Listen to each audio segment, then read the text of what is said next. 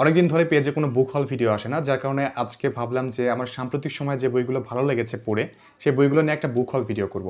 তো যার কারণে এখানে অনেকগুলো বই নিয়েছি। এর চাইতে আরও অনেক বেশি বই পড়েছিলাম, কিন্তু তার মধ্যে থেকে যে বইগুলো আমার ভালো লেগেছে সেগুলোই আর কি আজকে নিয়ে এসেছি কথা বলার জন্য। তাহলে চলুন ভিডিওটা শুরু করা যাক।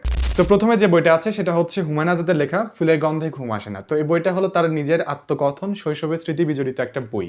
এখানে তিনি তার শৈশবের গল্পগুলোই ছোট ছোট গল্প আকারে লিখেছেন। তো এই বইটা স্পেশালি তাদের জন্য যারা গ্রামীণ বর্ণনা পড়তে ভালোবাসেন, গ্রামের গন্ধ নিতে ভালোবাসেন।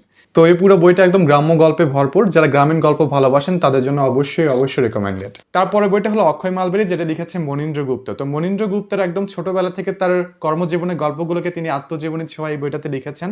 তো গ্রামীণ বর্ণনা যাদের পছন্দ তারা অবশ্যই এই বইটা পড়তে পারেন। তো মনীন্দ্র গুপ্তকে চেনার জন্য হলো অবশ্যই বইটা পড়বেন। আর এই বইটা পড়ার পর আমার মনে হয়েছে যে না, বইটা একদম অর্থিত ছিল। তো সেই ক্ষেত্রে অনেক মজার একটা বই এটা। এরপরে যে বইটা আছে সেটা হচ্ছে আমার সবচেয়ে পছন্দের একটা বই, দু চাকায় দুনিয়া, যেটা লিখেছে বিমল মুখার্জি। তো বিমল মুখার্জি খুবই অল্প বয়সে দু চাকায় ভর দিয়ে পুরো পৃথিবী ভ্রমণ করেছিলেন। তো তার এই গল্পটাই তিনি এখানে লিখেছেন। তো যারা দুর্দান্ত কোনো ভ্রমণ কাহিনী পড়তে চান তাদের জন্য অবশ্যই রেকমেন্ডেড এই বইটা। এরপরে বইটা হলো 1084 মাস, যেটা লিখেছে মহাশ্বেতা দেবী। তো এটা নকশাল আন্দোলনের প্রেক্ষিতে লেখা একটা বই, যেখানে একজন মা তার সন্তানকে হারিয়ে ফেলে এবং সেই সন্তানের স্মৃতি বিজড়িত হয়ে খুবই মর্মান্তিক গল্পগুলো এই বইটাতে তুলে ধরেন। তো এটা হচ্ছে সে একটা বই। তারপরে বইটা হলো অমৃতের সন্তানেরা, যেটা লিখেছে আনিসুর রহমান ফারুক। তো এটা মূলত একটা কিশোর উপযোগী উপন্যাস। তো এখানে শিশু কিশোররা কিভাবে তাদের জীবনকে উন্নত করতে পারবেন সেটাকে তিনি ফিকশন আকারে দেখিয়েছেন। তো বইটা চারজন বন্ধুকে নিয়ে লেখা এবং তাদের শিক্ষককে নিয়ে লেখা, তাদের সংযুক্তির মাধ্যমে খুবই অসাধারণ কিছু উঠে এসেছে বইটাতে, যেটা শিশু কিশোরদের জন্য অবশ্যই খুব ভালো একটা বই হতে পারে।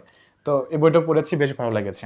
এরপরে বইটা হলো আশ্চর্যময়ী তোমাকে, যেটা লিখেছে শরীফুল হাসান। তো এই বইটা নিয়ে আমি বিস্তারিত আলোচনা করেছিলাম, তার লিঙ্কটা আমি কমেন্ট বক্সে দিয়ে দিলাম, সেখান থেকে আপনারা রিভিউটা দেখে নিতে পারেন। তো থ্রিলার হিসেবে বইটা আমার কাছে খুব ভালো লেগেছে, যেহেতু এবারে বইমেলায় এসেছে, তো সেই ক্ষেত্রে এটা একটা অর্থিত বই হয়েছে আমার কাছে। এরপরে যে বইটা আছে সেটা হচ্ছে আসিফ এনতাজ রবির লেখা আমারে দেব না ভুলিতে। তো এটা হচ্ছে নজরুলকে নিয়ে জানার জন্য একটা অসাধারণ বই। তো বইটা নিয়ে এখন আমি কোনো বিস্তারিত কথা বলবো না, এটা নিয়ে বিস্তারিত কথা হবে আলাদা একটা ভিডিওতে। এরপরে যে বইটা আছে সেটা হলো নহন্যতে, যেটা লিখেছে মৈত্রেয়ী দেবী। আবার একই মলাটে রয়েছে লানুই বেঙ্গলি, যেটা লিখেছে মির্জা এলিয়াত। তো ইনারা দুজন প্রেমিক প্রেমিকা ছিলেন এক সময়।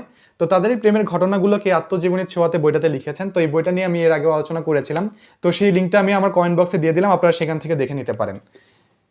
তারপরে বইটা হলো সতীনাথ ভাদুরীর লেখা জাগরি, যেটা সতীনাথ ভাদুরীর লেখা প্রথম কোনো উপন্যাস। তো বইটা একদমই অর্থিত ছিল। তো এই বইটা নিয়েও আমি বিস্তারিত আলোচনা করেছিলাম, যেটা কমেন্ট বক্সে দিয়ে দিলাম, সেখান থেকে আপনারা দেখে নিতে পারেন।